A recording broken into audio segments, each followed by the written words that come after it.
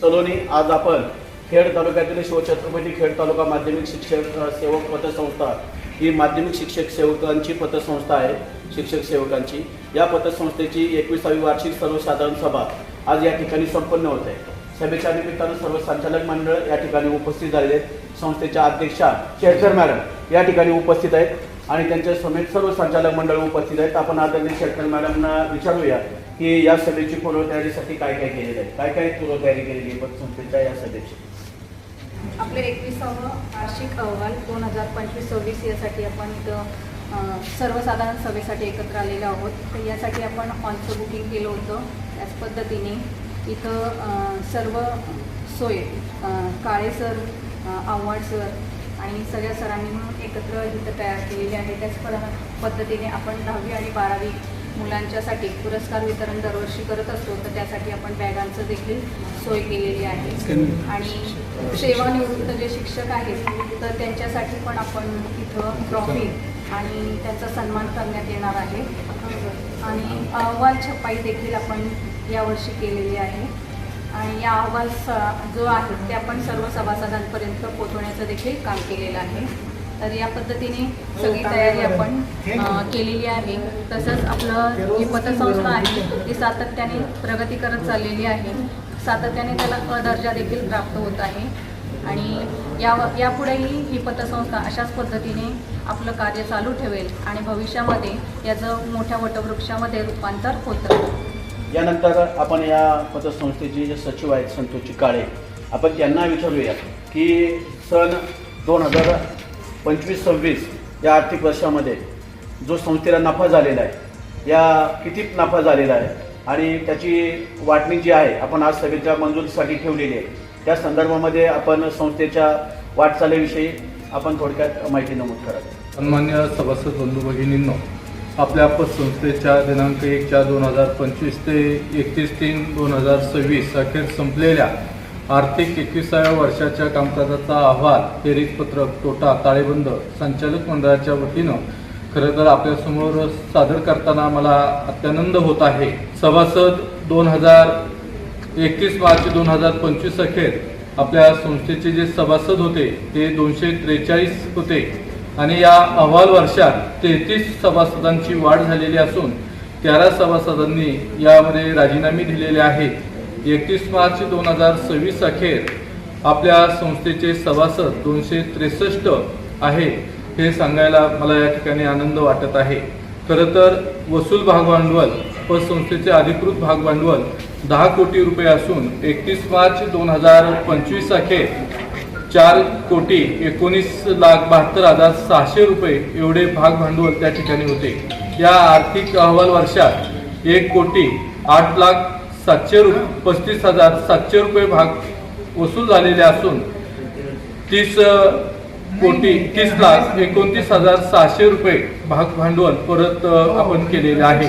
31 मार्च 2026 अखेर 4,97,78,700 रुपये इतके भाग भांडवल आज रोजी आपल्या संस्थेकडे असलेले दिसून येते। राखीव निधी जो गंगाजळ आपण त्याला म्हणतो ती 31 मार्च 2025 अखेर राखीव निधी हा 82,58,383 रुपये इतका होता। या अहवाल वर्षात 11,67,910 रुपयांनी त्यात वाढ झालेली आपल्याला दिसून येते। त्याचप्रमाणे 31 मार्च 2026 अखेर 94,26,293 इतका राखीव निधी आपण जमा केलेला आहे। इमारत निधीमध्ये 31 मार्च 2025 अखेर इमारत निधी ही 23,64,426 रुपये इतकी होती। अहवाल वर्षामध्ये 1,00,000 रुपयाने त्यात वाढ झालेली असून 31 मार्च 2026 अखेर 24,64,426 रुपये इतका निधी आपण इमारत निधी म्हणून जमा केलेला आहे। ठेवीच्या बाबतीत बोलायचं झालं तर 31 मार्च 2025 अखेर संस्थेकडे 72,69,428 रुपये मुदत ठेवी होत्या। यामध्ये या आर्थिक वर्षामध्ये 53,46,764 रुपयाने वाढ झालेली असून 31 मार्च 2026 अखेर 31,43,840 रुपये ठेवी आपण परत केलेले आहेत आणि आज रोजी 31 मार्च 2026 अखेर 54,72,352 इतक्या ठेवी आपल्या संस्थेकडे आहेत. आपण दरवर्षी सभासदांना लाभांश वाटप त्या ठिकाणी करत असतो. 31 मार्च 2025 अखेर 75,640 रुपये इतका लाभांश निधी होता. अहवाल वर्षामध्ये 20,000 रुपयाने त्या ठिकाणी वाढ झालेली आपल्याला दिसून येते आणि 31 मार्च 2026 अखेर 95,640 असलेला आपल्याला निधी दिसून येतोय. धर्मादाय वित्तामध्ये आपण काही निधी आपल्या संस्थेचा जमा करत असतो. त्यामध्ये 31 मार्च 2025 अखेर 95,200 रुपये हा निधी होता. अहवाल वर्षामध्ये 7,193 रुपयाने त्यामध्ये आपण वाढ केलेली असून तो आपण निधी धर्मादाय वित्तामध्ये जमा केलेला आहे आणि 31 मार्च 2026 अखेर एकूण धर्मदायी निधी हा 1,02,393 रुपये इतका झालेला आपल्याला दिसून येतो. या ठिकाणी संस्थेचे ज्येष्ठ संचालक आहेत नवमहाराष्ट्र विद्यालय खराबवाडीचे मुख्याध्यापक अविनाश चिकड. तर सर, मी तुम्हाला नफा वाटलेला आपण मान्यता घेणार आहोत. आपल्या पतसंस्थेचे जे सभासद आहेत ते सभासद बरेचसे निवृत्त होत आहेत आणि बऱ्याचशा पतसंस्था आहेत. या पतसंस्थांशी आपल्याला स्पर्धा करावी लागते. नवनवीन सभासद आपल्याकडे आकृष्ट होण्यासाठी आपले काय प्रयत्न आहेत? शिवछत्रपती खेड तालुका माध्यमिक शिक्षक सेवक सहकारी पतसंस्था 21वी वार्षिक सर्वसाधारण सभा या ठिकाणी आपण आयोजित केलेली आहे. नवनवीन सभासद आपल्या पतसंस्थेमध्ये या ठिकाणी येत आहेत. आपल्या पतसंस्थेचं हे जे काही कामकाज आहे हे अगदी आजचंच नाही आहे, तर मागील 20 वर्षापासून आपण सर्वजण त्याला साक्षीदार आहात. खरोखर चांगल्या पद्धतीने हे कामकाज चाललेलं आहे आणि हे सर्व पाहूनच या ठिकाणी वेगवेगळ्या शाळांमधले सभासद या ठिकाणी येत आहेत. दरवर्षी आपण चांगल्या पद्धतीने नफा विभागणी या ठिकाणी करत असतो. 9%, 10%, जास्तीत जास्त आपण मागील 2 वर्षापूर्वी 3 वर्षापूर्वी आपण 11% देखील लाभांश हा सर्व सभासदांना दिलेला होता आणि यातूनच अनेक शाळा या ठिकाणी सभासद झालेल्या दिसून येत आहेत. यामध्ये जवळजवळ खराबवाडी शाळा 20 ते 25 शाळा या ठिकाणी सहभागी झालेल्या आहेत. ज्ञानवर्धनी विद्यालय चाकण या शाळेमधले सुद्धा अनेक सभासद या ठिकाणी सभासद झालेले आहेत. पतसंस्था ही अतिशय चांगल्या पद्धतीने कामकाज करत असल्यामुळेच आपल्याकडं सभासद झालेले दिसून येत आहेत. धन्यवाद. मध्यावधी निवडणूक झालेली आहे. या मध्यावधी निवडणुकीमध्ये आपण जे संचालक मंडळ नवनियुक्त केलेलं आहे, ज्या सभासदांच्या जागा भरलेल्या आहेत, या सभासदांच्या जागा भरताना आपण सामोपचाराने सर्वांनी मिळून या जागा भरलेल्या आहेत. याविषयी आपलं काय मत आहे ते सांगा. आत्ता जो प्रश्न विचारला गेला त्या प्रश्नाला उत्तर मला असं द्यावंसं वाटेल की सर्वांच्या सामोपचाराने त्या ठिकाणी आपण बिनविरोध निवडणूक केली. त्यामुळे सर्वांचं त्या ठिकाणी मी धन्यवाद मानतो. आणि बिनविरोध निवडणूक केल्यामुळे त्या ठिकाणी संस्थेचा असा फायदा होतो की अवांतर खर्च कमी होत असतो. निष्कारण एक निवडणूक करायची म्हणलं तर 80,000 ते 85,000 रुपये खर्च होतो आणि हा निव्वळ म्हणजे सभासदांच्या लाभांशाला त्या ठिकाणी तो कारणीभूत ठरत असतो किंवा तेवढा खर्च वाढत असतो. हा खर्च वाचवून त्या ठिकाणी हा बिनविरोध निवडणूक करण्याचा आपण प्रयत्न केलेला आहे. याही पुढे आपण असं तुमच्या सगळ्यांच्या सहकार्याने बिनविरोध निवड करून त्या ठिकाणी अधिकाधिक सभासदांना लाभांश कसा देता येईल याचा पुरेपूर त्या ठिकाणी आपण प्रयत्न करणार आहोत. धन्यवाद.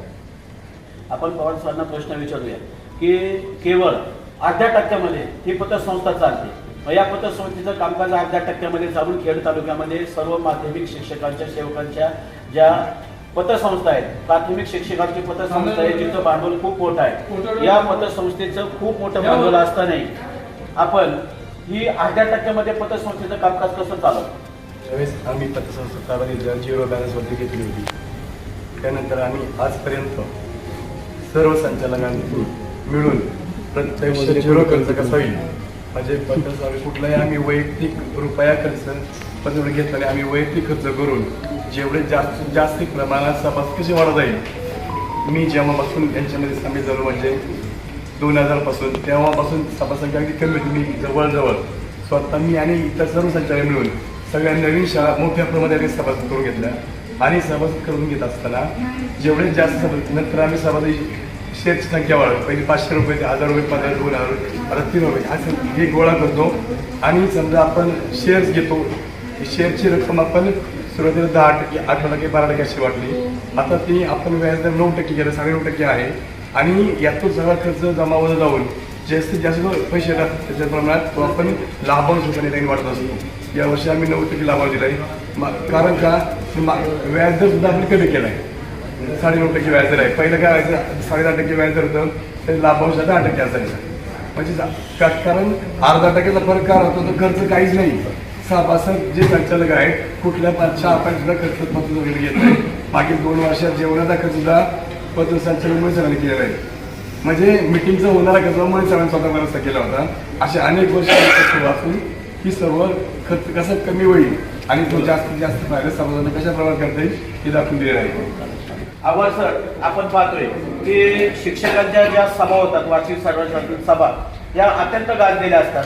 खुर्च्याफेकी असते, शिवीगाळा असते, अशा अनेक प्रकार असतात. पण या पतसंस्थेचे एक वैशिष्ट्य आहे, 21 वर्ष झालं पतसंस्थेमध्ये कुठल्याही प्रकारचा अनुचित प्रकार या वार्षिक सर्वसाधारण सभेमध्ये घडलेला नाही. या बाबतीत आणि घडणारही नाही असे सर्व संचालक मंडळ आणि सभासदांची गाई आहे. याच्यामध्ये सभासदांचाही फार मोठा सिंह असावा. याविषयी आपण काय आपले मत सांगा? सरांनी जे काही प्रश्न विचारला की इतर पतसंस्थेमध्ये खुर्च्यांची फेकाफेकी होती, कुठे काय होते, तर आपल्या पतसंस्थेमध्ये असं काही घडलेलं नाही. इथून पुढेही घडणार नाही. आपली पतसंस्था अतिशय सुंदर वातावरणामध्ये अतिशय चांगल्या पद्धतीमध्ये काम करत आहेत. आपले सगळे संचालक मंडळ असतील, आपले सदस्य असतील, हे सगळ्यांचं काम चांगल्या पद्धतीत होते आणि सगळ्यांचा विश्वास आहे. म्हणून आम्ही इथे त्या ठिकाणी बसलेलो आहोत आणि त्या विश्वासाला कधीही त्याला जाऊ दिला जाणार नाही आणि ह्या गोष्टी कधी होणार नाही. धन्यवाद सर. आपण एकूणच संस्थेच्या कामकाजाचा आढावा या संचालक मंडळाकडून घेतलेला आहे. आता आपण उपस्थित सभासद आहेत त्या सभासदाकडे जाऊया. प्रथमतः मी पेंडारे सरांना आपण विचारूया की संस्थेच्या संचालक मंडळाकडून आपल्या काय अपेक्षा आहेत, कामकाजामध्ये कुठल्या प्रकारे सुधारणा झाल्या पाहिजे? जेव्हा माणसाला गरज लागते पैशाची त्यावेळी सगळ्यात जवळचा आधार म्हणून छत्रपती काय पतसंस्था आहे याच्याकडे पाहिलं जातं. कारण आता एक मोठ्या कार्यक्रमात पार पाडला, त्यामध्ये सगळीकडनं पैसे आपले स्वतःचे पैसे काढायला किती त्रास होतो फंडातून ते जवळून पाहिलं. आणि अतिशय इमर्जन्सी फक्त 2च दिवसात हातात 10 लाख रुपये देणारी आपली पतसंस्था खरंच खूप चांगलं कार्य करत आहे. तिला पुढील वाटचालीला हार्दिक अशा शुभेच्छा देतो. धन्यवाद. आपण या पोटवडे सरांना विचारूया की आगामी काळामध्ये आपल्या पतसंस्थेसाठी काय सूचना असतील, काय सूचना सांगायच्या? आपली जी पतसंस्था आहे या पतसंस्थेचा जो कारभार आहे त्यामध्ये जे सभासद होते खरं म्हणजे आरोग्य कॉम्पिटिशन प्रचंड वाढलेली आहे आणि ऑनलाईन शाळांचं प्रमाण हे शासनाने कमी केलेलं आहे. शिक्षक भरती फार कमी प्रमाणात होत आहे आणि त्यामुळं ग्रँटेबल शाळांचं प्रमाण कमी झालेलं आहे. त्यामुळे सभासद संख्या वाढवणं गरजेचं आहे. संस्था टिकण्यासाठी हे सभासद वाढणं खूप गरजेचं आहे आणि सर्वांना समान न्याय मिळाला पाहिजे. अशा पद्धतीने जर कामकाज झालं तर नक्कीच संस्थेची भरभराट झाल्याशिवाय राहणार नाही. धन्यवाद सर. जर सभासद समाधानी असेल तर पतसंस्था निश्चितच फार मोठ्या प्रमाणावरती कार्य करू शकते. आपण सर्व सभासद आणि संचालक मंडळ यांना शतशः धन्यवाद देतो आणि पतसंस्थेचे सर्व संचालक मंडळ यांनी सेवानिवृत्त जे सभासद आहेत आणि जे गुणवंत विद्यार्थी आहेत यांचा सत्काराचा समारंभ या ठिकाणी संपन्न केलेला आहे. आणि आपली वार्षिक सर्वसाधारण सभा 21वी ही खेळीमेळीच्या वातावरणामध्ये या ठिकाणी संपन्न होत आहे. सर्वांना मनपूर्वक धन्यवाद देतो आणि असेच नवनवीन व्हिडिओज पाहण्यासाठी द सत्याचा लढा या चॅनलला सबस्क्राईब करा. धन्यवाद. कॅमेरामन दत्ता भगत सह बाळासाहेब मुळे, सत्याचा लढा. धन्यवाद.